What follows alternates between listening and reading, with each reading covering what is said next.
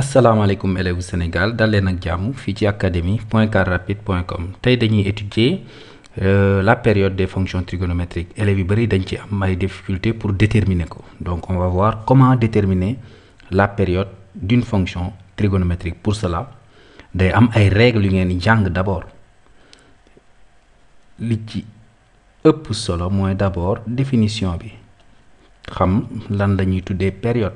Quand est-ce que je peux dire un réel t est période d'une fonction trigonométrique? ñu ne une fonction f est périodique de période t. Le plus souvent damay bind rek f est t périodique parce que moo gën a simple si et seulement si à chaque fois que ma jël benn x dans DDF x plus t bi ñuy wax période est dans DDF aussi et f de x plus t égale f de x. Exemple,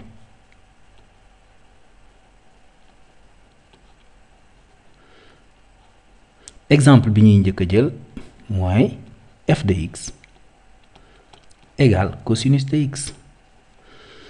xam nañ ne f est défini sur R. Cette fonction-là, son domaine de définition, c'est R.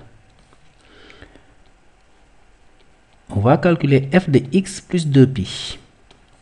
C'est égal à cosinus de x plus 2pi. C'est égal à, lii xam nañ ko depuis seconde, c'est que c'est cosinus de x. À chaque fois que j'ai un multiple de 2pi, je peux tout simplement simplifier. Mais cosinus de x, moom mooy f de x. Donc ici, on va dire en conclusion, f est 2pi périodique. En d'autres termes, la fonction cosinus est périodique de période 2pi. De la même manière, si je prends g de x égale sinus x, on a g est 2pi périodique. Donc fonction sinus et fonction cosinus sont 2pi périodiques. Je vais prendre un troisième exemple, h de x égale tangente x. Fii du ma jël 2pi mais h de x plus pi lay calculer. Ça fait tangente de x plus pi, mais tangente on sait que c'est sinus de x plus pi sur cosinus de x plus pi. C'est égal à, xam nañ ne sinus pi plus alpha, ça fait moins sinus alpha, donc sinus x plus pi égale moins sinus x. Cosinus de x plus pi égale moins cosinus x. Ah, lii nag sama gars yi formule la de. Wax naa leen ne jàng mat moom kenn mënu koo def te doo jàng say formule nag. Waaw. Lii gis nañ ne c'est tangente x. Rawatina nag trigonométrie su ngeen ci bëggee ay moom il faut ngeen jàngi seeni formule.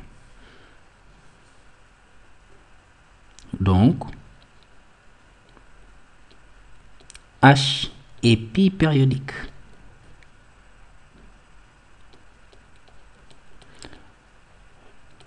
Donc gis ngeen ne fonction cosinus ak fonction sinus dañu 2pi périodique.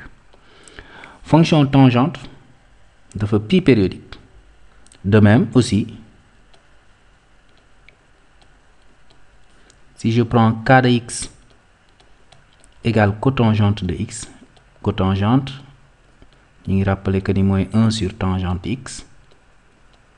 C'est l'inverse de la tangente, c'est cosinus x sur sinus x.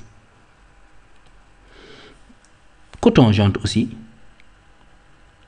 k est pi périodique.